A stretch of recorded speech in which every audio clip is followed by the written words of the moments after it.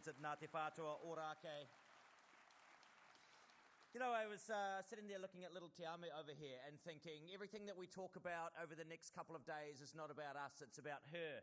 What kind of world is she going to grow up in, and what kind of world are her children going to grow up in as we look into the 70 and the 80 and the 150 year time frame that we are in? And it might be nice in a way to focus on that as we gather together in record numbers. Might not seem it at the moment, but we do have record numbers. There are many people coming in on those wonderful overland flow paths that we here in Tamaki Māori call the congested motorway system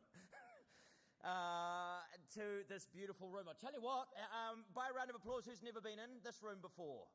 Pretty much all of us. Hey, not bad for a reno, eh?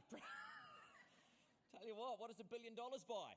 This excellent facility. Hey, welcome to 2026 and the Stormwater Conference. For those of you who don't know me, kia ora ko te reira tōku ingoa. A lovely pleasure to be back here once again to help you through these discussions over the next couple of days in this beautiful room. I don't have a whakatauki to start, but for those of you who have seen me before, you'll know that I'll often have Graham Hutchins' excellent High Water Floods in New Zealand book, and I was flicking through it this morning looking for an appropriate passage to set the tone, and once again I flicked to the very last passage in this book because I passed through this place recently, and I do acknowledge over the last little while that many of you have been affected both professionally and personally by the weather, particularly over the last few months, as we are once again ravaged by the waters that are coming from near and far. Final passage in the book. At Matata, following the 2025 floods and landslides, a woman sat in what remained of her front lounge and announced that she had always wanted a rockery, but this was ridiculous. Outside, a stream-borne boulder as big as a car, and a big car at that, had taken up station on her front lawn. It was sobering to think a mere stream and flood, barely noticeable on the map, had deposited such a mammoth calling card. The final line, another extreme weather event, had hit New Zealand. I thought it was a fitting way to start the proceedings. I don't need to remind you that these are happening on a frequent occasion and have been for the last 1,000 years of human civilization in this beautiful part of the world. Now, the most important thing, for those of you that are new, we've got some housekeeping. So, over the next couple of days, please do try to be present. I know that many of you will have business, many of you will be on call. But during the sessions, if you can remain relatively focused, make sure your phones are on silent. If you can't, indeed, turn them off entirely. Registration. We have the dinner tonight. The dinner is in this room. Tomorrow night. I know. It surprised me as well. I went, wow, what, are we going to all have TV tray tables? Or as it's we're going to have, it's going to be like an airplane, and we're going to have little fold-out tables, and we're going to pass the food down. No, this room is going to be stripped out to where the dinner is going to be. There are very, very limited places available that may even have changed since I had that note. If you have a ticket to the dinner, or you have a ticket to any of the away days on Thursday, and you don't want to use that, if you could let the registration desk know, because there will be waiting lists for that. Right, we're going to crack through the housekeeping. So, here we are. We're at a massive thanks to Water New Zealand as well. We know that many of you, look, times are tough at the moment. Many of you don't have unlimited Wi-Fi on your phone, particularly if you work for a council. So, the Wi-Fi setting, if you open your device's Wi-Fi setting, select NZICC guest, that should get you onto it. All of the instructions for these should be on your laminate, or indeed, I'd say they'd be on the app, but you probably can't get the app if you're not on the Wi-Fi. Nevertheless, do download the app. Here is the floor plan. There it is. You might be able to see some of that. We're on level 5. There are 2 breakout rooms beside me. And they will be labelled. They've got a banner, so they're going to be labelled. So 2 breakout rooms there. A workshop room is in the far corner. If you walk around in the U-shape, there is another breakout room on the other side. Wharepaku are located on both corners here. The most important thing is that we are on level 5. All of the Expo, all of the Kai is down on level 3. So the big sort of boulder in the creek today is going to be that transitioning up and down on those escalators. So I would say let's have some safe escalator etiquette. If you like to stand on an escalator and allow it to simply transport you, maybe choose a side. And whoever chooses the side, everybody else follows, because there will be other people who wish to jauntily skip up those escalators. So getting to and from, allow a little bit of time for that, because particularly getting down, having some kai, talking to the exhibitors, and then getting back up again, the morning tea break, afternoon tea in particular, that's going to take a little bit of time. So chairs of any of the breakout sessions, let's perhaps just be a little cognizant of the fact that we want to absolutely remain to time, but people are going to take a little longer to transition through. If you are heading into the breakout rooms, what I would suggest is go and fill up from the front and fill up from the centre, so that when people inevitably are coming in late, they can fill up from the back as well. Brilliant. So that's the map. Look, if you have not got the app, you can download the conference app, the event app by Events here. It's in the App Store. If you have not got it already, Eurofins is the code that you apply to that. Click submit, and there we go. Emergency-wise, look, I don't think we're going to have an earthquake. You're familiar with all of these various protocols. In the event of an earthquake, stop, drop, and hold. As I've said to you many times before, they've never told me what you're supposed to hold. I would say find a competitor, hold them above you till the shaking stops. And then Carlos and his excellent team, the exits will be there, and they are really great. Carlos and his team here at ICC, they will take us out to assemble either at the City Works depot in Wellesley Seat or the Intercity bus terminal, where if it looks as if everything's really kicking off, you can escape the entire city by getting a bus to Hamilton. Brilliant. Look, if there's a volcano, I've got nothing if there's a volcano. We're still discovering more and more of them in Tamaki Makaurau, but I think we should be fine for the course of this. As I say, there are water refilling stations, there are escalators and elevators down to the various levels. Please do, over just the next little while, just familiarise yourself with it. It seems complicated, but it is a pretty straightforward layout as we go through. Now, as I've said before, we don't get to have the nice things in life without a whole lot of businesses putting their hands in their pockets and enabling them to happen. Whether it's a big conference like this or smaller things within your local community, whether it's sports groups, community projects, whatever it is, we can't have those without the support of some very generous sponsors. So I'm going to thank them all individually now, and I would say to each and every one of you, if you have a choice, whether it's in your professional environment, at something like this, or your local community, have a look who is taking the money that you spend in your community and redistributing it back out through sponsorship to events or whatever it may be. And if you can choose to spend your money with them, please do. So in our case, look, once again, we always appreciate their support. They are our premier partner. What about a round of applause for Stormwater 360? We're going to be hearing from Mike Hanna at the end of these two plenary sessions. There we go, Premier Partner Stormwater 360. Our conference partner is Dutton Stormwater. For another conference partner is Prime Fluid Management. What about a round of applause for Dutton and Prime Fluid Management? For those of you who think, oh gosh, it's all a bit much, I just want to chill out. Well, thanks to Neura, we have our chill out zone. For those of you who went, I want to chill out, but then I need to immediately be unchilled. Thanks to Tough Flow for sponsoring the coffee. The dinner, which will be tomorrow evening in this beautiful room here, is courtesy of Stantec.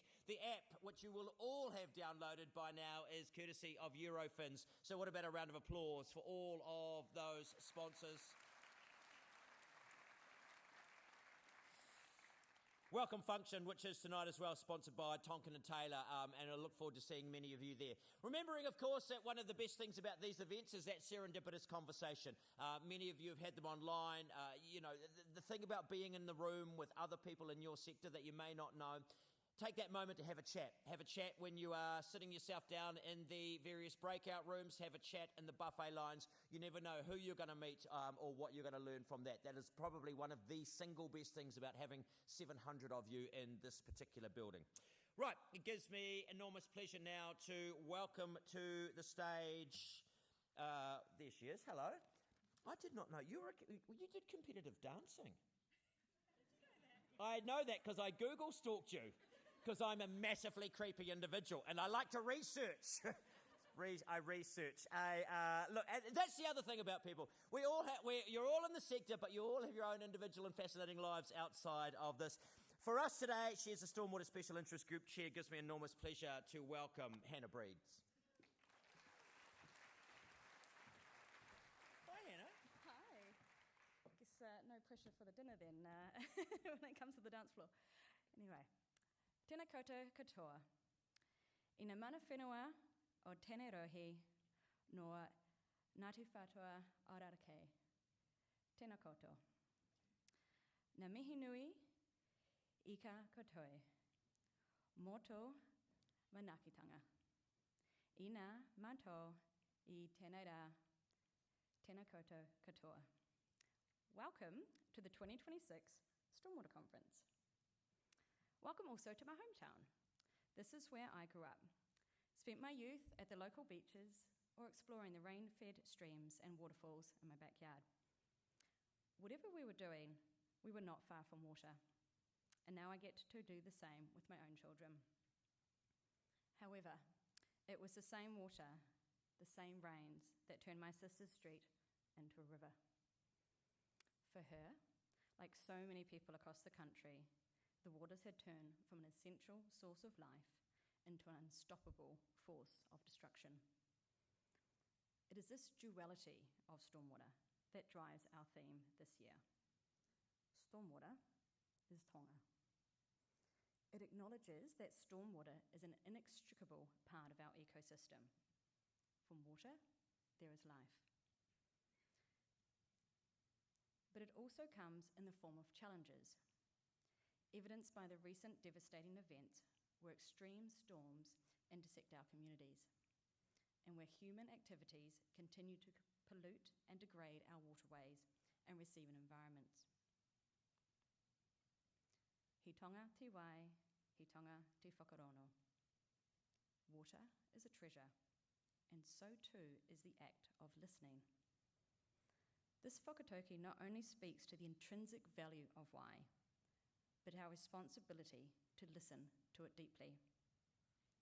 Through its flow, clarity, sound, and Māori, water communicates, revealing whether it's healthy or degraded, resilient, or under stress.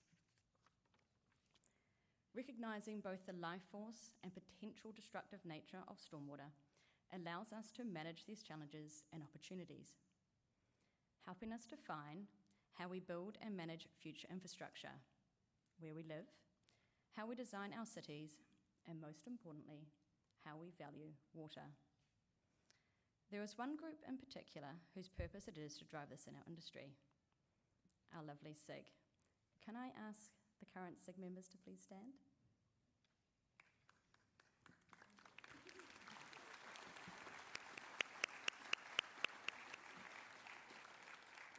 These are the people on your Stormwater Committee. Their role is to represent you. So find them throughout the conference, say hi, and let them know what your concerns are. I promise they're a friendly bunch. And to the committee, a big thank you to each of you for all the time you've volunteered over the past year. I really am proud of what we've achieved, and I really look forward to working with you more next year. And also a thank you to those who have supported the committee in various ways. We appreciate you. It's fair to say it's a pivotal time in the industry. While I appreciate some of you will have reform fatigue, dig deep. This is a real opportunity to determine the landscape in which the future of our stormwater industry will reside for the foreseeable future. I can see we have a mountain to climb to get our stormwater infrastructure to where it needs to be. And the thing that stands out the most to me is that none of us can do it on our own. No individual and no single organisation. So we need to find new ways of working together, including cross-sector collaboration. I encourage you to use this time over the next 3 days to connect with fellow stormwater practitioners, reach outside your typical circles and chat with someone that perhaps you wouldn't normally. Conversations and the sessions you hear and turn them into practical, tangible solutions for your community. By respecting and acknowledging stormwater as a tonga, we can help ensure healthy and resilient communities in Aotearoa, New Zealand. So thank you for being here. Thank you for being part of the conversation. I hope you enjoy the next 3 days. Tēnā koutou.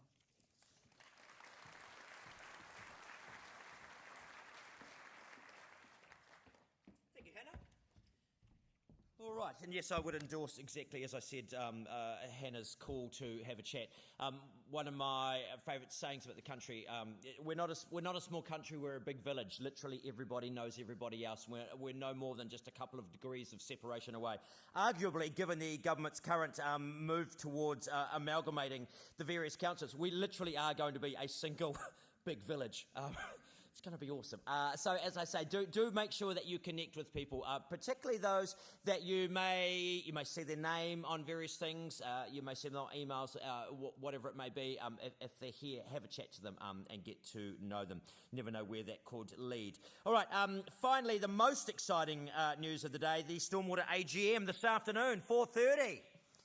So, if you are going along to that, do make sure that you attend. All the details will be in the app, and that is before the welcome drinks, sponsored by Tonkin and Taylor, which will be down in the Expo at the commence. What? What's tomorrow? Right.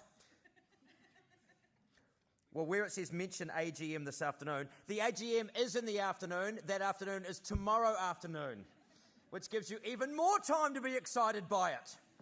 So it's not before the welcome drinks. The welcome drinks are tonight. Great. This is good. So the AGM will be before the awards dinner, which is in this room tomorrow, where we can all sit here with our tiny TV tray tables and have our dinner. It's going to be great. So the AGM tomorrow. Any other changes that I should be aware of? No, good. Hey, look, let's crack into it. We're bang on time. As I say, the most important thing today is those transition between rooms so that we can keep to time. It gives me enormous pleasure. I always enjoy listening to Edward Ashby. Edward is the CEO of Te Kawerau Iwi Tiaki Trust. 15 years experience in iwi cultural resource management strategy, executive leadership and governance. His experience includes supporting Te Kawerau Maki Treaty Settlement claim and the recent Deed of Acknowledgement over the Waitakere Ranges Heritage Area, which is of great interest to me. It is where I live out there in that beautiful part of the world. Some of you may have seen the recent brouhaha around what is happening out there as well with the changes to the RMI and various other things. So I cannot think of a better person to open the Stormwater Conference for 2026. Let us have a round of applause as we welcome Edward Ashby. Kia ora, Edward.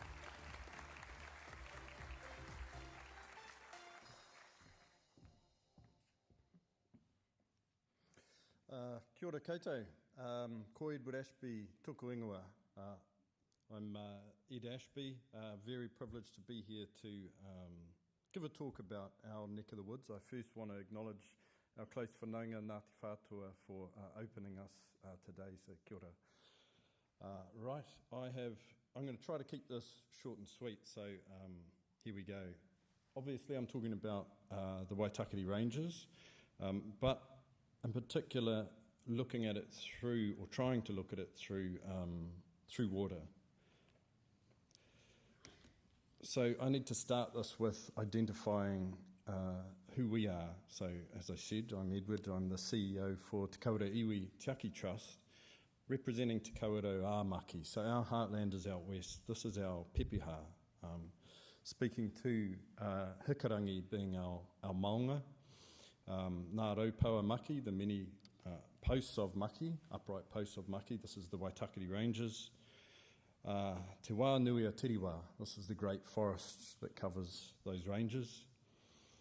The Waitakere River and Waio Paraira, or as it's sometimes known as Henderson Creek, are our two rivers, and our uprise seas of Kupe on the west coast, the Waitemata and the Manukau are the waters that surround our heartland. Tainui is our main ancestral waka, Tawhia Kitarangi is our tupuna, and Te Kawerau Maki is our iwi. So you can see in pepeha, this will be a theme coming through my talk, that water, the story of water is the story of us and our identity as well. Before I get into it, I wanted to lay some foundational kind of framing for how we as Kawerau Maki think about wai, and who we are and how we connect and why I'm even here. And so the first of that, of course, starts with our spiritual links to the land, in particular through our tupuna atua. These are functions or domains. Many of you would have heard of rangi and papa, for example. But the important thing is that each of these domains, it's not just tradition, it's a real thing, and each domain has its own body of mātauranga and its own kite or tool set of tikanga, and it changes. What you do in the forest is not the same as what you do in the sea. Of course, we have our whakapapa, our not just genealogical but spiritual connections back through time, through to our ancient ancestors, and in fact, whakapapa connects us to our environment as well. We are the tangata whenua. We do not say we own or have mana of the land, but we are a people of the land. We manage the resources of it. That's our sacred duty.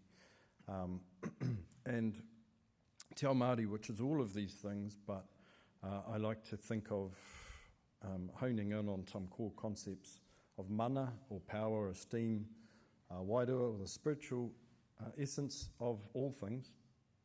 Mauri, which is the life force. This is the thing that makes the inanimate and the animate come together. It breathes life into things. And tapu, or sacredness, set aside. And as I said, the tikanga mātauranga, this is the body of customs and knowledge for how we navigate the world, how we navigate these different domains. Ka pai? Here's a model, and I say a model because there are many more atua, many more domains. This is a model for how we at Kawerau Maki navigate applying tikanga and mātauranga, how we conceptualise our approach to managing the resources of te taio, and in particular water. So we have our atua domains, and we have different mātauranga, tikanga applied to those, and we have these core fundamental metaphysics essentially that run through, like mana, mauri, and importantly these things can go up or down depending on our contribution to that. That's really the fundamental basis of kaitiakitanga, right? It's looking after the mauri, for example, of the environment, making sure that things are in balance, making sure that the life force remains in balance and things can thrive, not only for now, but importantly in our worldview for future generations. We have to be a good ancestor, and so that's what drives us. It's this intergenerational thinking. So it's a pretty simple model that we apply here. It's just an example. So we can do bad, we can do good. We should be doing good. Why? Well, water for us is actually more than a taonga. As I said in our pepea, it's a fundamental part of our culture, central to life, of course. It's the core element when we talk about wairua, or spiritual essence, vital for drinking, swimming, collecting kai, but also for ceremony, and that's often underappreciated in the conversations around stormwater and freshwater management, is actually the important role of wai for ceremony. And it's important, of course, not just now, but for future generations, that we protect water and in many cases actually enhance it. And one of the ways for that, it's really important to think about not mixing different natural sources of wai, because each has its own wairua, its own mauri, and if we mix different sources, you mess with the natural order of things, and so we have different tikanga for that. For example, wastewater for us needs to pass through Papatuanuku as a way to fix the mauri before it can flow then back into the stream. So with that framing, I wanted to focus on water resources, or taonga, within the framing of the Waitakere Ranges Heritage Area. So this is an act. It's a little bit, if you've been to the Lakes District in the UK, it's kind of founded on that kind of idea of a big landscape. It's designated for national significance. It's required to be not only protected but actually advanced, the heritage features in it, which includes water, and importantly integrated management, because there's because there is private land, public land, iwi land, kia ora kōwhai, and in that act as well as mechanisms for a deed and other things for Te Kawerau Maki. So, why, and I'll come back to the deed later in this, but why the resources in the heritage area? Of course, it's a mountain range, it's covered in a forest, it's a rainforest, so it's a rain magnet, gets approximately 50% more water than central Auckland. As I said, there are nationally designated in terms of the significance, the water resources. We have, through our treaty settlement, we're a settled iwi. You wouldn't know it by our bank account, but yes, we are a settled iwi, and those statutory acknowledgement areas that were in our treaty settlement, those were based on water catchments. So different iwi do it different way. For us, we think of landscape in terms of water catchment, and that was encoded in our treaty settlement. Just some quick facts about the heritage area. So, of course, I've talked about it being surrounded on three sides by water, 6 main catchment rivers and hundreds of streams. I actually don't know the full number. It would be probably several hundred. It has 2 of the region's largest wetlands at Te Hinga and Whatipu, 3 main lakes and 5 dams, producing around 20% of Auckland's drinking water. So water is a big theme in the Waitakere Ranges. In fact, the name also speaks to water. It would be remiss of me to talk about the context of the Waitakere Ranges without talking about our context, which of course goes back for 1,000 years. I don't have long to talk to you this morning, so I'm going to focus on one thing, and that's our marae. This picture is from 1910. This is the Waitakere River running in the foreground at a relatively deep channel, and these are our people in the foreground at our last marae and papakainga in Waitakere at Te Hinga. We are today the only iwi without a marae because, in part, I can't blame it all on the dam, but the Waitakere Dam was built at the top of that catchment. Now, when that happened, which was to provide drinking water for Aucklanders, and we have a duty of manaaki to Aucklanders, but the cost to us was that changed the whole hydrology of the catchment. It led to sedimentation and flooding of the papakainga, the marae I just showed you, which contributed to the loss of that, the forced abandonment of that marae and papakainga. So we have been without one since about 1912. We do not have a marae, a whare nui to have our tangihana, to celebrate Te Wānanga, and we do not have our own dedicated papakainga where our people can live and be together and live as kawerau together. So that's an important context that's related to why for us, and I'll come back to this at the end of today. Of course, another context, and we heard this morning, we saw some slides, is storms out west, of course, being a rainforest. It attracts a lot of water. The topography is steep, so water moves fast, particularly if we don't manage it well. And we've had not just Cyclone Gabriel, but these are just a selection of years. It's every few years out west you get a pretty big storm event. We've had, of course, the Cyclone Gabriel and the impacts to residents. We've had slips in the catchment, the water catchment, that add sedimentation to our drinking water, which is a nightmare, a challenge for Watercare to work through. But it's a natural process. We have our infrastructure, that's a road at Te Hinga that was blown out by the river. And of course, the other picture is from a stream at Piha, which had some of our last populations of some of our native fish.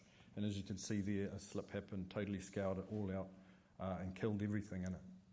And so when we think about stormwater, we also need to think about biodiversity and resilience of biodiversity that lives in these places. Now, I promised I'd come back to the deed, and here I am. So basically, we had this legislation in place. This said we were going to do a bunch of things together, and I mean us collectively, government, iwi, community, But what were the issues? And in my opinion, a key one was actually no one really knew that it existed or had forgotten. No one was advocating for the national significance of the area. It wasn't being enhanced. It was at best being protected, holding the line, but actually we need to move beyond that. Many of its aims, even now, remain unimplemented, and it wasn't being managed holistically, which is a key driver and purpose of that act. It was to try to remove the death by 1,000 cuts. That was kind of the purpose. And no plan for the area. So I've never been to a World Heritage Site or a big area that just didn't even have a plan. And so basically, we wanted to use our deed, which was quite open-ended in terms of what it was, to do two key things. One was an acknowledgement. The deed acknowledges our history, our association, some of which I've talked about this morning. But also we wanted to use the deed to lever action, essentially.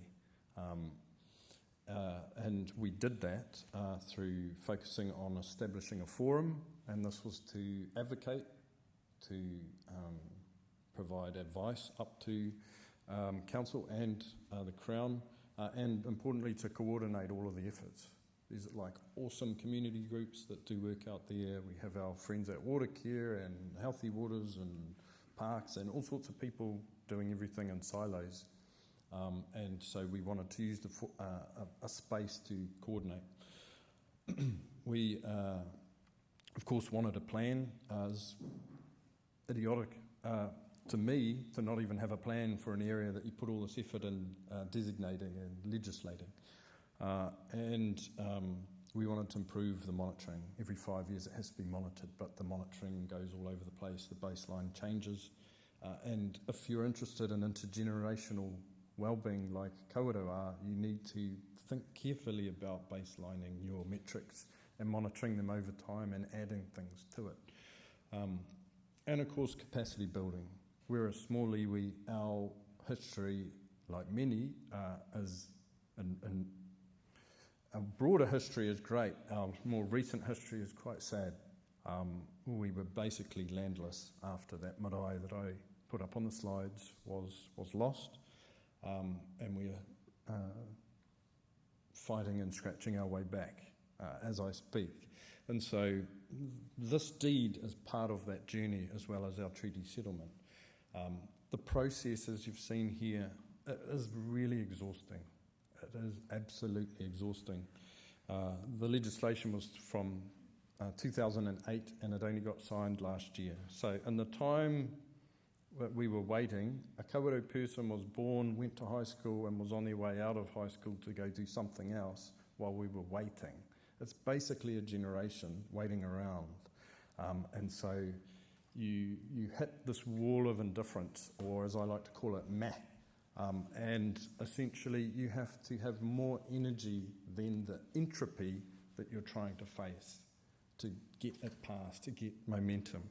Of course, there's different resources. We're a small iwi, we don't have heaps of resources and cash and expensive lawyers to do things, or time. And you get political opportunism. You can Google the deed and you'll see enough of that from last year, misinformation, and of course, the ever-present racism, or rednecks as I always like to call them. It was finally signed in October 2025, and so that was an awesome moment for our people. At a personal level, I'd been pushing for this since 2013, so it takes a very long time to get things moving. So, what the future holds? A whole bunch of stuff and a whole bunch of questions, but of course we are going to set up this forum that will actually be operating probably about a month from now. It will have its first one. An actual plan for the area. It's always good if we have big designated area to actually have a plan that says how are we going to do this. A work program that comes out of that, and some monitoring. And it's really important to note that this process is a partnership between Crown, Council and Kawerau, but it's also an avenue for community voice to come through and be heard, because there's also been barriers to that happening. our own capacity and capability. I'm privileged to lead our Tiaki Trust, our social arm. We've got about 19 staff now, which isn't much compared to some of the organisations here. But we had basically no staff for the last 100 years. So, you've got to put it in perspective. But what we're doing in the Waitakere Ranges in our heartland is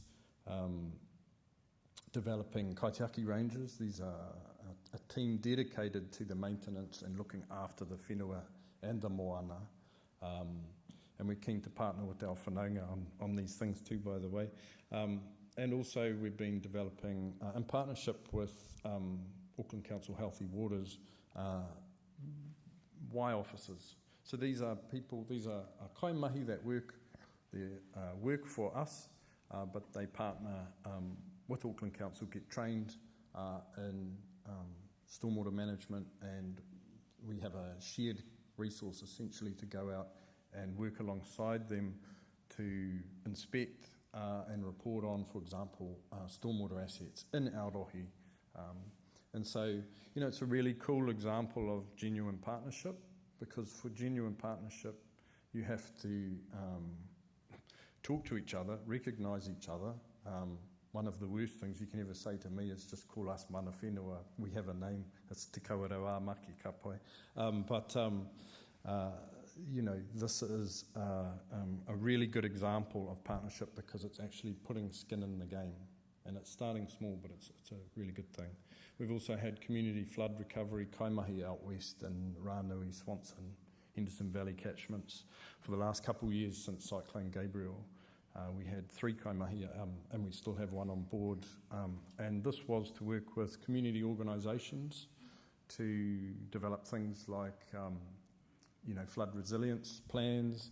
It was to do literal door knocking for homeowners and renters that lived in these impacted areas, and trying to navigate them through to the right services inside council and other Crown organisations. And so this was actually quite a beautiful program, because it brought us closer to the community. Often community, there's a barrier to talking to bureaucracy. There's a lack of trust or a difficulty navigating, and so we worked with community to try to break that down. And we're developing a iwi management plan, a second generation. Our last one's from 1995, so it's well overdue to revamp. And of course there's projects to, I won't rattle them all off, but there's projects that we're working on to awhi the waterways in the Waitakere Ranges and in West Auckland, including, and I do have to give a shout out for the strengthening catchment-based approach to Waiau Pareira, because there's already a project called Project Twin Streams, which is now a couple of decades old, that the former Waitakere City Council set up, which has already been doing great things. This is re-greening the waterways and such. I'm nearly finished. This is a really important project, and I promised you I'd come back to it. This is our marae plan. So we lost our marae around 1910, and we've been without, which is very hard. Very, very hard. This is at Te Hinga. We secured the land in 2020. We have resource consent, we have building consent. We don't have money to build it, so this is a lovely room full of people. So a total unashamed shout out that if you have deep pockets and you want to do something good, come meet me after this. Or at the very worst, we can. There's lots of volunteers here for our Bunnings sausage sizzle. So thank you very much. But look, I wanted to talk about this, and why I want to talk about this in terms of water is water was an integral part of our design here. You can see the design on the right, and there's some vegetation running through the middle. That's an overland flow path, and rather than earthwork it out of existence and pipe it, we planted it out. But not only that, we used the flow of water to inform us of the tikanga of the space, of how we use it. So the water is demarcating the whare nui, which is the large building at the bottom corner, from the whare kai, because it's important that these things are separated in terms of how they're used in terms of our tikanga. So that's one example of how we think about water, how we respect water, to inform, not just to be managed, but actually incorporated into how our doing is really important. There's also fully impervious surfaces there. We want water to flow, rain tanks, all of these sorts of things we've been working on, and even emergency generators and the like, because Te Hinga gets cut off and there's no town hall for the people out there. This Surf Life Saving Club is literally in the river now after Cyclone Gabriel, so we want to be able to host and look after the manahiri that live in the community that lives in the catchment. It's a really, really important project, and a lot of detail, more than I have time to talk about today, in terms of our thinking of water, in terms of the infrastructure and the design of this. I'm going to leave you now with this last slide. This is a whakatauki from one of our kaimahi pari, actually not from working in the Waitakere Ranges, but working with council on the Waitakere catchment on the North Shore, and essentially just talking about water having its own memory, having its own essence, and it knows where it wants to go, and our job is to look after it, get out of its way sometimes, but awhi it, respect it.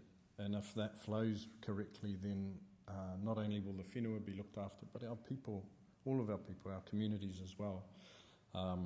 Anyway, I thought that was appropriate to leave you with, so Māori ora, kia ora.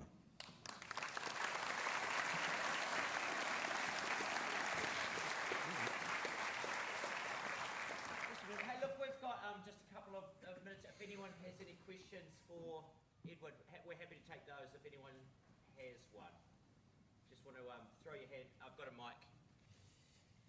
What do we got? Number 3. So if anyone's got a question, I'm really happy to take it from Edward. Yes. Kia ora, Ed. Sarah Noel Tukuingoa.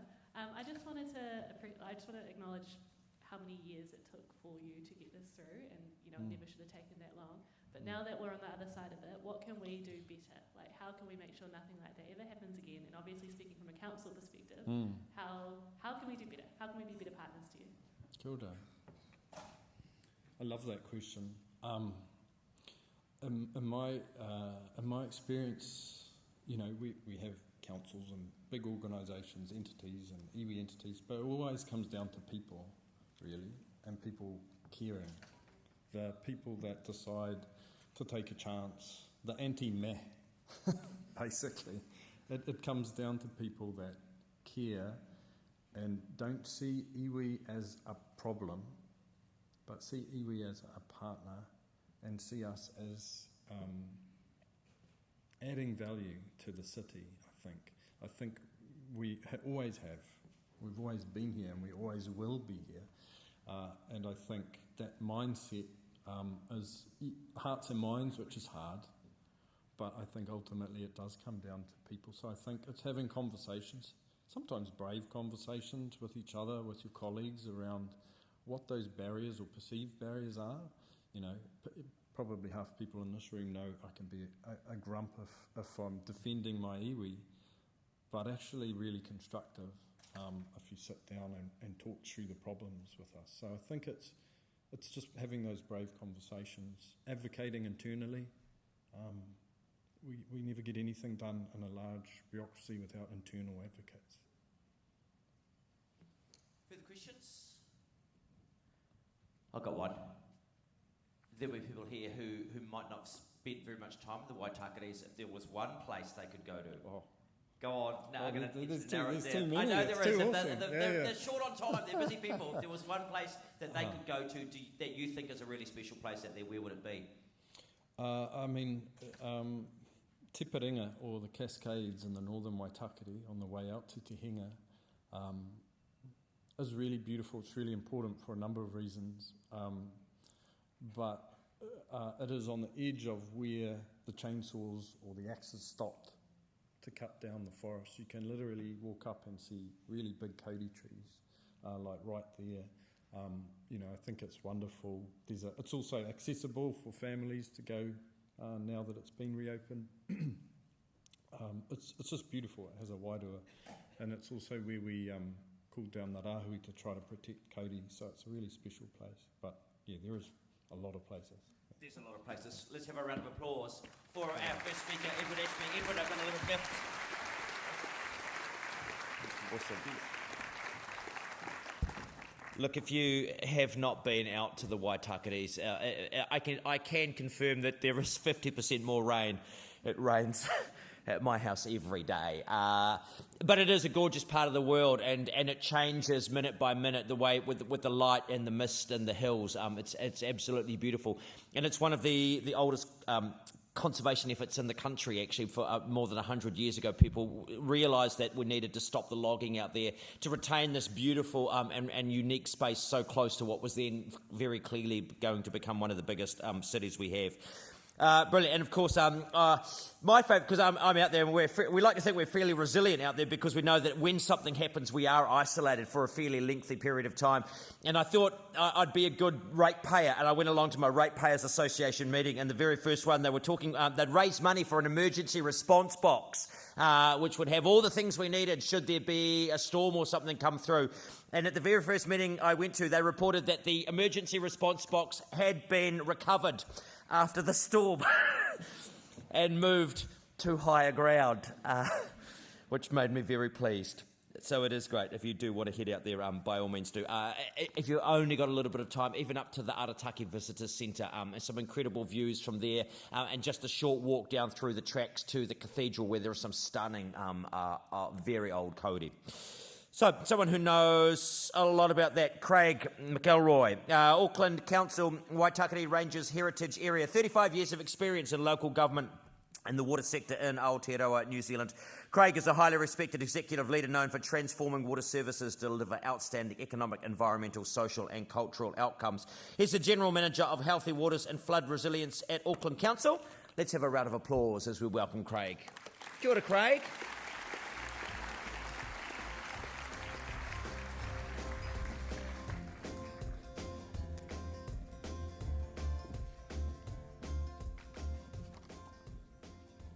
Kia ora everyone, lovely to be with you this morning. It's great to see such a large audience, and I think it really tells me that Stormwater's in great heart at the moment. It's really fantastic to look at the conference program and the presenters that are going to be presenting over the next 2.5 days, and the wide range of topics, and to me it just indicates how multidisciplinary Stormwater is. I talked to the Contractors Federation a few weeks ago, and I told them we had to put the sex back into stormwater. And I think we really are generally putting the sex back into stormwater, because I know that so many of the graduates coming through uni at the moment really want to work in the stormwater game, because let's face it, it's far more interesting and challenging than water or wastewater, with all due respect to the rest of water in New Zealand. And so we're in a very blessed space, and I think right now is the best time to take advantage of being in that blessed space, because, and I know you can say it more than once, but I think we generally are in a once-in-a-lifetime opportunity, and I've got some facts to base that statement on. And Radar and others have already touched on it, that finally climate change is undeniable, right? There's no one now saying that, no, climate change isn't a real thing. It is a real thing. And look, the only questions really are how far and how soon. And I get really pissed off about this reference to 1% return period events. Nobody knows what a 1% event is, because the last event we had, big event in Auckland in January 2023, was so frickin' big that it had no bearing to past history of rainfall, right? And no one here is going to be able to tell me in 100 years' time whether we got our predictions right for what we think is going to happen in 2126. And so I think we have to come up with new language, and I think the way we communicate is so important. So I think we should have something like bloody big storms, normal storms and small storms, right? That would be a far better way of defining what it is, because you can have 4 bloody big storms in 4 years and you can understand it, but you can't have 4 1% storms in 4 years, because they can't be 1% events, because everyone knows mathematically it's impossible to have 4 in 4 years, right? So anyway, that's my message today, is that language is incredibly important. The way we talk about stuff and the way we connect with our communities, we just have to do it right. Now, talking about central government reform, have you ever known a time when there's so much going on? And these are just a few that I just thought of last night, right? We've got local water done well. There's a new planning regime to replace the RMA. Bugger my days if last week the government didn't announce the fact they wanted a whole lot of new unitary councils, and the councils have got 3 months to sort it out, or they'll do it for them. We've got the new Ministry of Cities, Environments, Regions and Transport, which I think is going live on 1 July 2026 from what I've been told. And so it goes on and on and on. And so we've got massive change going on in government, which also, by the way, creates massive opportunity. Our communities have never been so well informed, and I think our communities are actually demanding action from the sector. Everyone talks about problems, but communities actually want to know we've got plans to sort them out. So the big question is, what should we do? And that's what I'm going to focus on today, because I've got some ideas about what we should do. But I will leave you to ponder on my desire to reverse gravity and come back to it, because I think I'm going to show you that we can reverse gravity, believe it or not. Even though we do need gravity for stormwater, and that's the one thing that's probably not going to change, is that the water will flow from the top of the hill to the sea whether you like it or not. It'll just take the path of least resistance.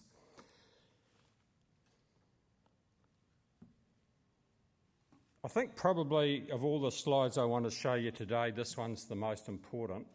And the reason I say that is that we have a massive opportunity right now as the water industry, and by the water industry I'm using Water New Zealand as the surrogate for the water industry, or more particularly the stormwater industry, to take on a leadership role. Because with all due respect to dear old Te Kawerau, they're putting on a brave face, but it is their number 3 priority. I do not believe that they're adequately resourced to play justice to what they have to do on the stormwater space.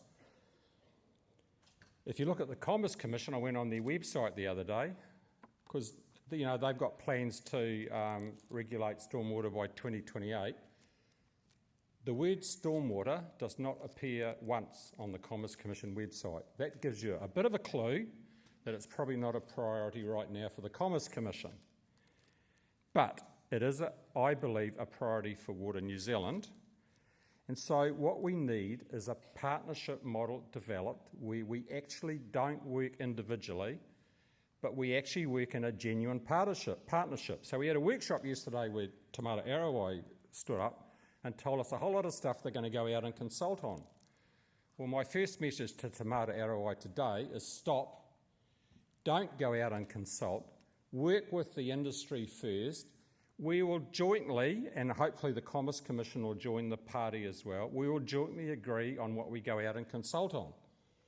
Because if we're going to be successful, we need a much smarter approach than a few young enthusiastic staff in Te Kawerau can come up with, because I can tell you right now there's some very experienced heads out there on the floor at the moment who can add value to the process. But it's got to be a partnership. The other dimension to this is that right now there are no rules, if you like, for how stormwater businesses need to progress. So something like a national stormwater performance standard, I think, would be incredibly helpful as a starting point. Te Kawerau will obviously be very interested in the technical side of the business. We know the Commerce Commission is going to be really interested in customer and efficiency issues. And I can tell you right now that Waitakere is having a hell of a battle with the Commerce Commission over demonstrating efficiency in the water sector, because so many of the costs are fixed costs, the operational costs. So we need to educate both Te Kawerau and the Commerce Commission as to what a good looks like, but do it in a partnership way. And so I think that's, if we're going to get one outcome out of the conference, getting a genuine partnership established between those 3 would be fantastic. I'm not sure what part of Water New Zealand, whether it's done through the SIG or whether it's done through some other group or whatever, but all I know is that we need the right brains around the table, and then we can actually get on and make progress. And I think the other thing about this whole process is you've got to be absolutely fully transparent with the community about what the size of the problem is that you're dealing with. And so many water companies around the world are so reluctant to tell the truth to their customers and stakeholders. Look at the mess that's in the UK water industry at the moment, and it's all because they tried to hide the facts from the community. Guess what? The community found out, and Channel 4 put out this most amazing documentary, if you haven't seen it, called The Dirty Business or some name like that, which is just unbelievable. And it's actually forced the government in the UK to completely restructure in 2029. All the regulators have been sacked and they're putting in a new super regulator to regulate everything. So that's what happens when you've lost public confidence. I think right now we need to gain public confidence, because at the end of the day, it's the public that vote the politicians and that make the decisions that can make our life sweet.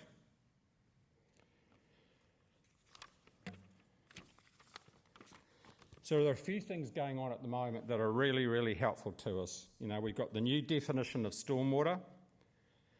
We've got the definitions now around critical private streams and overland flow paths have to be managed by council, so that criticality decision is really critical. Budgets have to be ring-fenced, which is absolutely fantastic, because that lends itself to my language to go for a targeted rate. And not only that, we're not subject to the central government inflation cap on rates, because we all know that putting up the price of stormwater by 3 or 4% isn't going to cut it. That's if you know what the price of stormwater is, because it's very hard on a rates notice to know what your price of stormwater is. It wasn't until I asked a lot of questions that I found out in Auckland. It's currently about $400 a year for the average ratepayer to pay for their stormwater service, which I think is cheap as chips when you consider what some of the other service provisions are you're paying for, like your phone or whatever.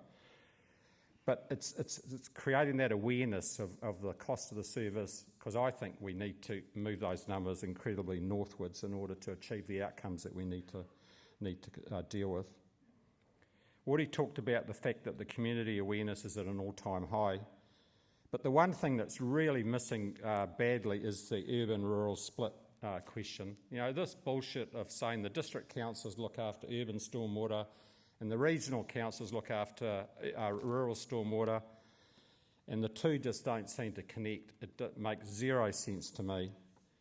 We're really lucky that we've got 10% of our total budget is probably on our rural spend and 90% on our urban. So when the DIA signed off on our water services delivery plan last year, we got everything into the one plan, including all of the rural stuff. So we've already set a precedence that we're running a model now, which is all under the legislation, fully approved by central government, but it includes our rural and our urban activities, which I think is a fantastic place to be. Because you know, at the end of the day, stormwater doesn't know and doesn't care whether it's urban or rural. It's an artificial boundary and it's not useful.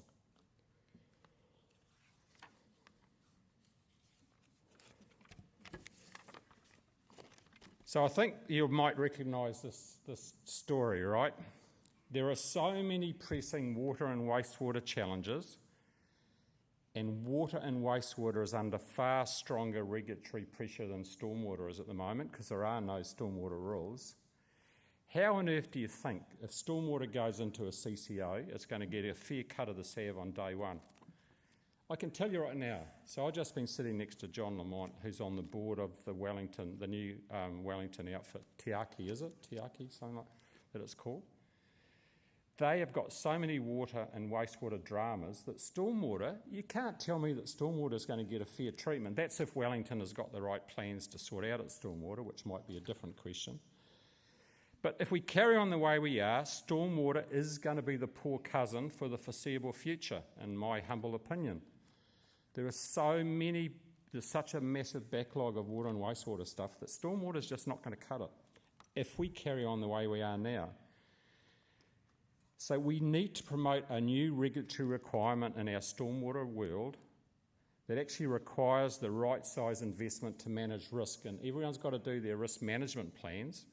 Those risk management plans are going to be incredibly important to get to the position where we can actually get the right dollars and the right advocacy going on into the stormwater space. So we need an injection of steroids. Whatever plan we land on, it's got to be well-resourced with a large focus on political advocacy. And we're not starting off from a zero base. We've got a huge amount of existing intellectual property in the country, but we've got to avoid the temptation of reinventing the wheel. New Zealand is so fond of going off and commissioning a consultant to go and look at something that's been done 100 times before.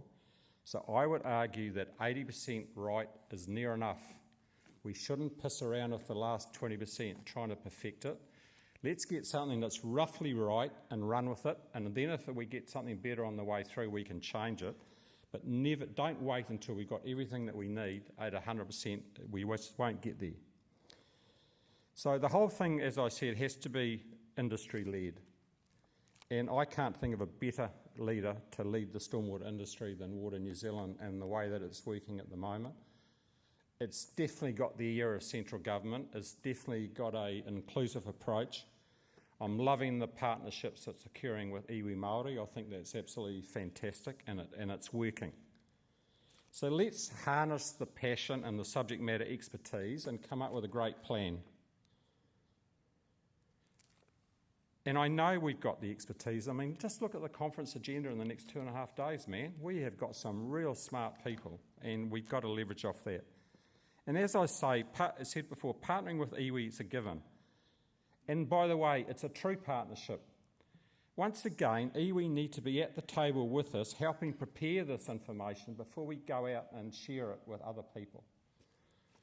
So I don't even mention iwi specifically on my triangle, because when you deal, for example, in my world at Healthy Waters, iwi come as part of our package. They're not an add-on, they're actually in the team, which is Ed was referring to with the cadet scheme that we've set up in the Waitakeres.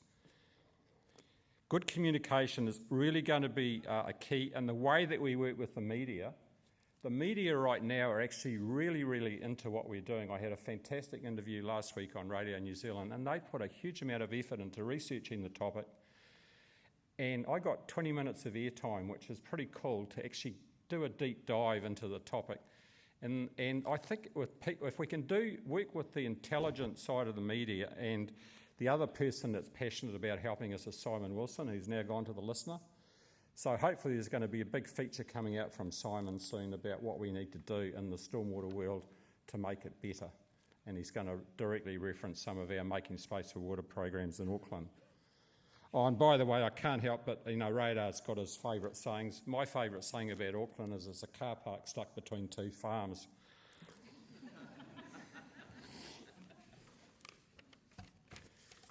So just a bit more on the whole of catchment approach. Look, as I said before, stormwater doesn't recognise urban-rural boundaries. We need a whole of catchment approach. The regional councils have to be involved. I know they're going to probably get morphed into unitary councils by the 2028 local government elections. But also, first of all, how many people here are from regional council? Not many, right? So regional councils need to be gently reminded they also manage stormwater. Last time I checked, it's hard to generate rural flooding unless you have excess stormwater occurring somewhere in the catchment. So this separation between sort of flood management and stormwater management is just ridiculous. It's all stormwater and it all generates flooding. And so I think that we need to have common language, and we can't work if we're not working with our regional council partners as well. So we have come up with a straw man option. Oh, no, yes, we have.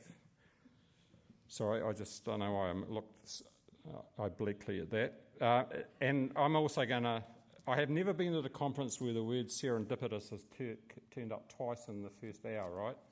So it is today, because I think it is very serendipitous that central government has given local councils 3 months' notice to plan for new unitary councils, because I think that plays beautifully into what I'm talking about at the moment.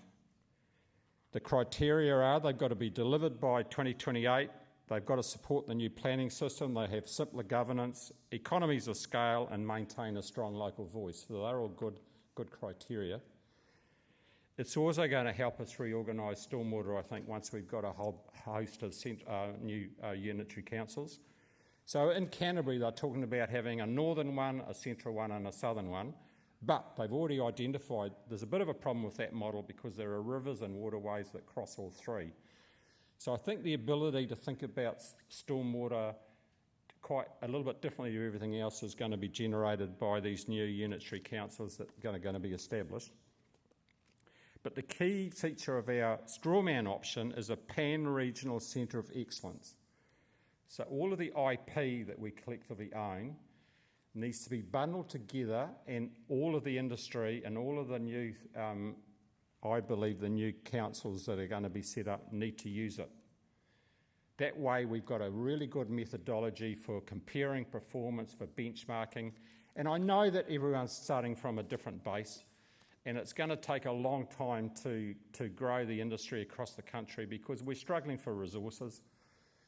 I don't know where all the people are going to come that are going to need to, but the ones that we've got to really treat like gold and develop. And there's so much good talent coming through from the universities, etc. at the moment. Our graduates that we've got at the moment just blow me away for how good they are. They're far better than when I was a graduate. I was only interested in socialising and paying for my lifestyle. Anyway, that's a different story.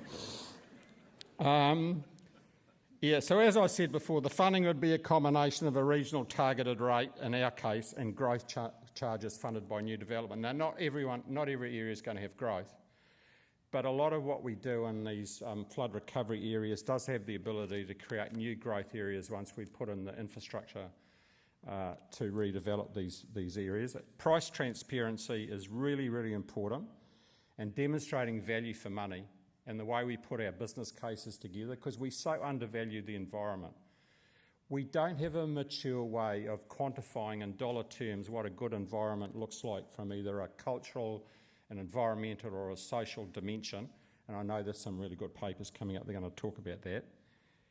So, and if you take the case of us in Auckland at Healthy Waters, we are going for a new bid for the LTP, which is a 50% increase in our capital program and a 50% increase in our operating budget, starting on 1 July 2027. You've got to aim for the sky, and when we actually produce our risk management plan and tell council what they're going to get for their money and why they need it, I think we're going to have a problem of over-commissioning, and we're going to have every local board in Auckland's going to want to have a blue-green project in their area in the first 10 years, and we might find we've got to put up the price by 60% to pay for it. That'll only take the price of a stormwater service from $400 to say $600 or $700. I still think at $700 a pop, the community is getting fantastic value, and that will reflect itself in all sorts of different ways. But it's our job to somehow win the hearts and minds and convince everyone that we've got a good deal for them.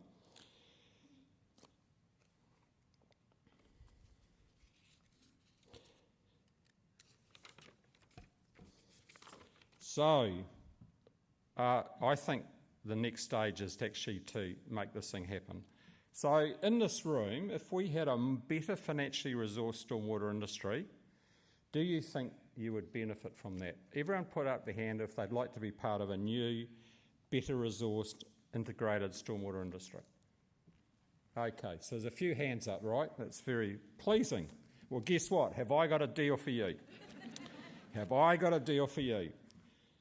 Buy into this plan, and we can collectively reverse gravity by travelling up the stairway and opening the gates to stormwater heaven.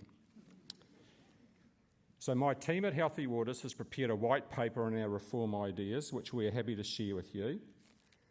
It goes into a lot more detail, but broadly aligns with my presentation material, given the current political volatility around water and local government. So we wrote this white paper, I don't know, Janet, was it a couple of years ago or something? It's broadly still okay. There's a few things at the margins that have changed, and there's a few added complexions with what's happening at the moment, but the fundamental things are that it hasn't changed, right? So to sum up, we need a plan, we've got to projectise it, we've got to bring all our partners and sign up our partners on board. So I've already said that iwi's a partner automatically, so they're at the table. But what we have to do is get Te Arawai and the Commerce Commission on board. And if it doesn't work with the staff level, we'll work at the governance level. And if it doesn't work at the governance level, we'll go up to the ministers and get the ministers to convince them to do it. Because if we go down a traditional path, I can tell you right now, it's not going to work. And the early signs are we're going down a traditional path. And so we've got to change it. We've got to change it right here, right now. And look, choice of language and the way we communicate with our communities is so important. I can't overemphasise being smart in our communications is just so critical. Right, so I've got to the end of my presentation. Pleased that it's actually worked out better than I thought. I've got 6 minutes left, which was actually on my last note. I said finish this slide at 24 minutes, and I'm at 24 minutes, so delighted by that. So I'd like to pay homage to Led Zeppelin, who inspired my presentation, by the way. I'm so pissed off. I put all the effort into it. So the last verse of Stairway to Heaven, you won't, if you go back and look at the last verse, each of my slides that I presented can be attached to one of the lines of that verse. It worked beautifully. I actually checked at the last minute around the rules of copyright, and you had to use either the song, because I also wanted to play the song, or the lyrics. You've got to get permission from the whoever owns the copyright to do it. And I left it too late. And it probably would have cost us too much as well. So otherwise you would have had Led Zeppelin playing in the background, and you would have had all the beautiful narration, which, by the way, go back and look at the lyrics because it's beautifully aligned. It really is. Anyway, happy to take any questions and come and have a chat to me during the conference. Otherwise, kia ora. Thank you, Craig. We could all just agree not to tell them. You could tell us what the lyrics were. Well, maybe when we hand out the slides, I'll put the lyrics all back in. Because seriously, they just were so serendipitous the way they lined up. It made me quite emotional just thinking about it. We go good with them. Hey, look, I reckon we've probably got time for questions. A couple of questions. Yes, Linda. Hi, pleasure to see you again, Craig. So my question is, this is a room of the converted. You can sell stormwater in this room, no problem. When we get up to the ministerial level, I've often found politicians like things they can hang their hat on, like boat basins and big buildings. And selling a politician on investing money in something that you're going to say, well, if you invest money in this, we're not going to have flooding. We're going to have better, but it's nothing you can tangibly see. How do we sell that product to ministers? Look, I think we can. So I've been trying to do a lot of work with Simon Watts at the moment, because what the government has to realise is that when you think about what's happening in the climate resilience space, I don't think the government's got a really good news story at the moment in terms of what they've actually achieved with their term in government. So the government clearly has a role to play, but the thing that I've got much more control of is what's happening in local government. So through my dear mate Marlon, who's now DIA Marlon, who's now inserted himself into NIF, he's given me access to some of the most influential mayors in New Zealand who we're dealing with a wastewater issue, but the key thing is here that by working with those mayors, I think the vehicle is this move to unitary councils.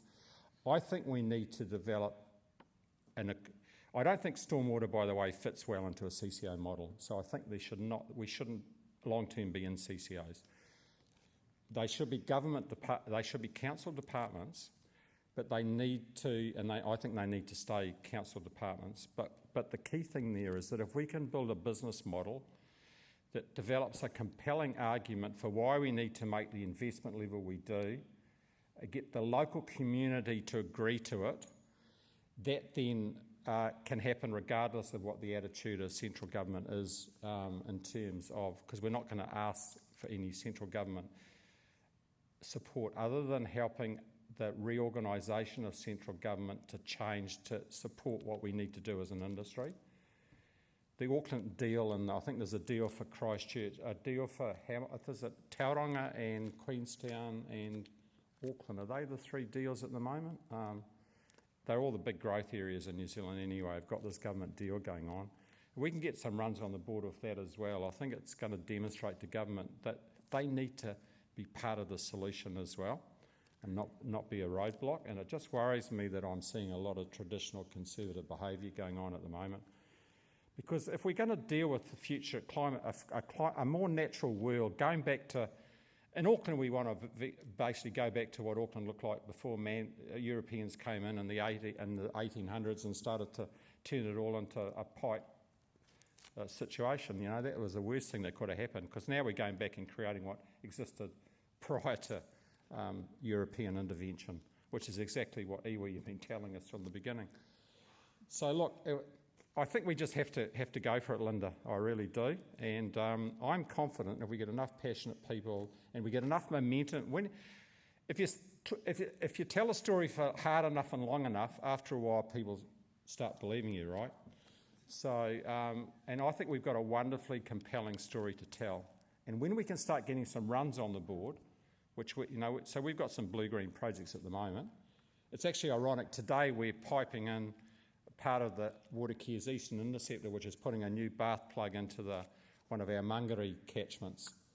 And so that's actually happening this morning as I speak. And so look, and we've got huge public support for what we're doing in Auckland. And so if we can get that, leverage off that success and keep building on that success, I think we're in with half a shot of making this thing work. Brilliant. Round of applause for Craig. Craig, I've got a little gift for you.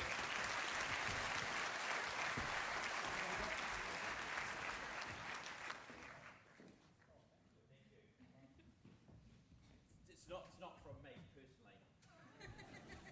Just make that clear. It's not in mine.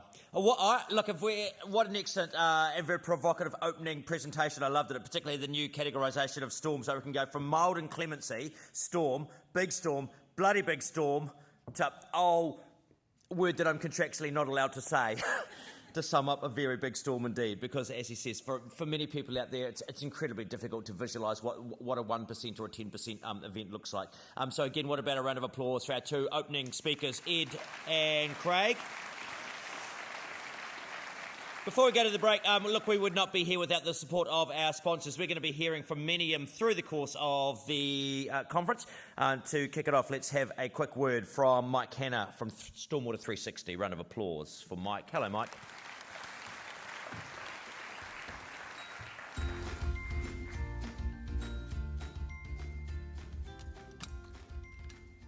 You'll have to have a bit of patience with me. Been working on my speech on my cell phone because I've been very busy lately, and I dropped it in a jellyfish filter yesterday. So back to old school. So yes, I'm Mike Hanna. Humour me. I'm Mike Hanna, Managing Director of Stormwater 360 Group. Firstly, I'd like to say welcome you all. It's great to be here. It's been a few years since I've managed to make it to the New Zealand Stormwater Conference, and it's great to see the largest ever. A big thank you to Stormwater New Zealand and the Stormwater SIG. I know how much time it takes to deliver such an amazing event, and your organisations that provide that time. So it's personal time as well as company time, and so thank you guys. You've done a great job yet again. We know this because we've been Premier Sponsor for 23 years. It's a really long time. And actually, this is our 30th year of being in operation, so it's time to say happy birthday to us. And yes, humour me while I have a few thoughts and a few thank yous to certain people that have made us be so successful. So firstly, a bit of a name change, Stormwater 360 Group. Most of you will probably have worked with us over the last 30 years in New Zealand with Stormwater 360 New Zealand, but now we've actually expanded globally, and we have Enviropod Canada, Enviropod Inc. and Enviropod International, which takes New Zealand technologies to the world. There's a couple of people I really need to thank. Firstly, my business partner and best friend, Greg Yeoman. I'm not sure where he is, but he's here in the audience. Greg's an architect. Greg's a stormwater architect now, actually, and He taught us one thing, that what we do has to look good as well as perform. So form and function is really key to what we do. Anything you get from us always looks good, and the way we put ourselves forward is always looks good as well. It always works. And James Lenhart, he's down here. He's our mentor. He's our inventor of the most successful stormwater management device, or manufactured management device in the world. He's also an honorary Doctor of Water Resource Engineering from ASCE, American Society of Engineers. He's also on our board in the USA as a director. Jim taught us one thing. Think about the fish. Think about the receiving environment. And if you think about that, your decision will always be right. So that kind of mission, or that focus, has actually underpinned everything we do. We always think about, what's right for the environment. And sometimes we have to have pretty hard conversations with our clients and city councils and regulators just to push that point. We never just sell. We actually try to build understanding, educate. 50 years old, we have to do this because actually this industry is only 50 years old, 50-something. It was in the 1980s the first stormwater regulations came out in the States. So as far as an industry, it's pretty young and there's still a lot of learnings to do. Actually, stormwater is really counterintuitive. Quite often we do the best designs, the best drawings, we do the great reports, we get it all done. And after the first rainstorm, we get out and having a look and we drop our phone in the middle of the treatment device. So we can't take the record, can't learn from what didn't quite work out. Well, I couldn't yesterday, but I'm going to sort of leave that there. So it's really important that we keep on learning. This science, this industry has constantly done one thing and then realised, maybe that wasn't right. There's actually a lot more to it. So we have to keep on evolving. We have to keep on trying to get better. And that's one thing I'm really proud of what Stormwater 360 has done. We started with a bag and a pit, moved to filters, media filters, membrane filters, and then evolved into green infrastructure, green roofs, permeable surfaces, and now even regional biofiltration systems. We really think we're doing some of the best work we've ever done, and we're not going to stop. And I'm also really proud that 98% of what we do is actually made in New Zealand.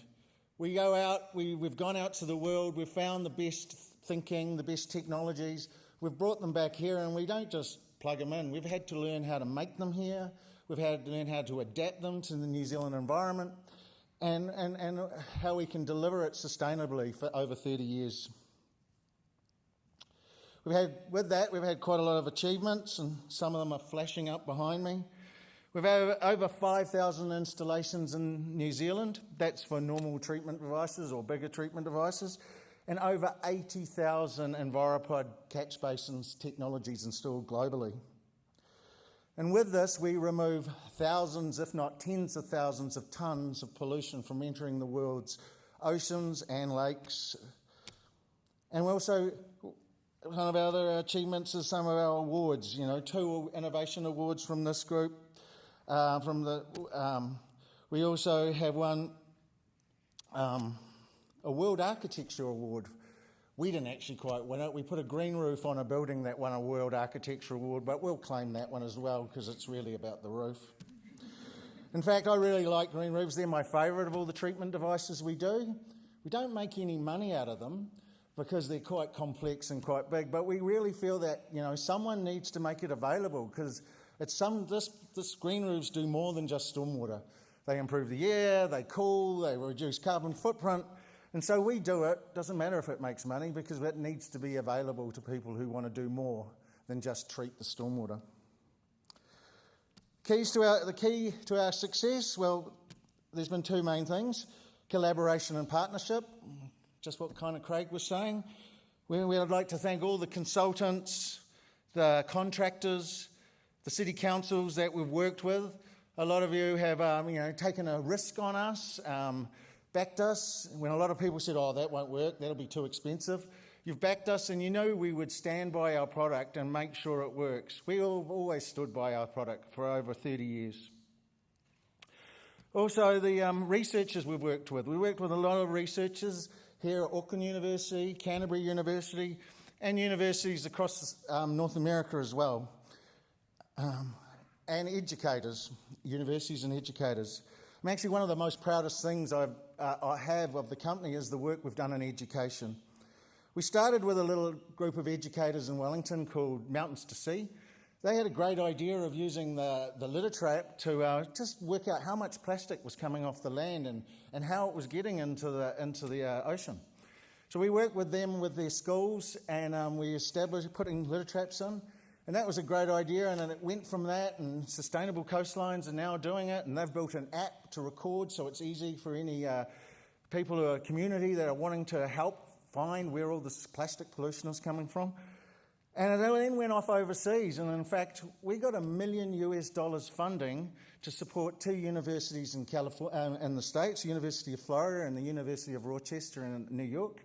And that wasn't for litter traps. That's to support the university and the community monitoring these things and modelling and working out how bad the plastic pollution problem was and what solutions there are. I'm also really pleased with the way we've not just worked with engineers and consultants trying to get a regulatory permit, we've gone beyond that into industries where was no regulatory requirement, such as the plastics industry. You know, the plastics industry, plastic's pretty important. Without plastic, we would be a long way, our standard of living would be a lot lower. But plastics have this unfortunate problem of being so much that it ends up in the receiving environment. And one of the worst forms of plastic is the little plastic pellets, the nurdles, that they use to make everything plastic.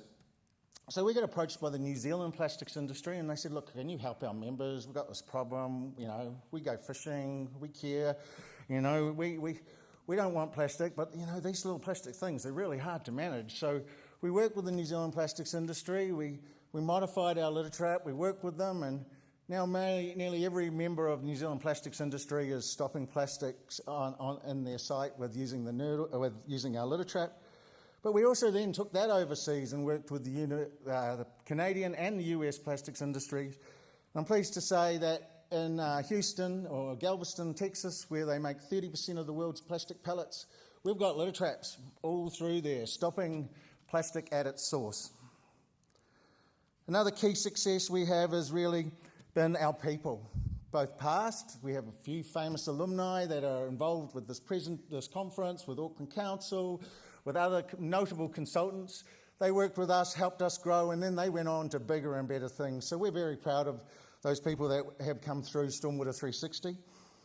And also our current people. We have a great bunch of managers, engineers, operations people, and they're all here, will be here over the time for the conference.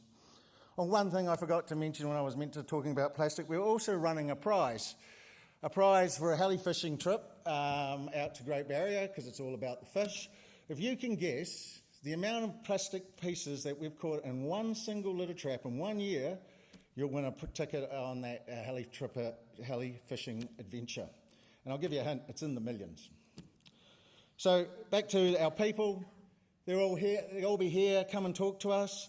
Say thank you. We'll say thank you to you. We'll work on some new projects.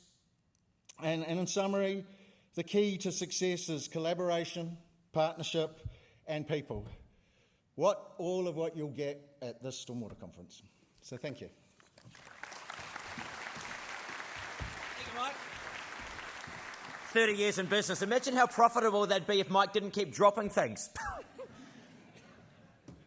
We're going to a break. Morning tea is downstairs. I'm going to say let's adopt the driving rules. If you're going to stand on the escalator, stay on the left. If you want to walk down the escalator, walk down the right, because I know there will be some people transitioning a little bit swifter. Please do pay attention to the time. I'm going to pretty much self-regulate to be back into these sessions, which start very soon at 11. So if you want to go downstairs, grab some morning tea, talk to the exhibitors, do. If not, stay up here. All right, enjoy your day.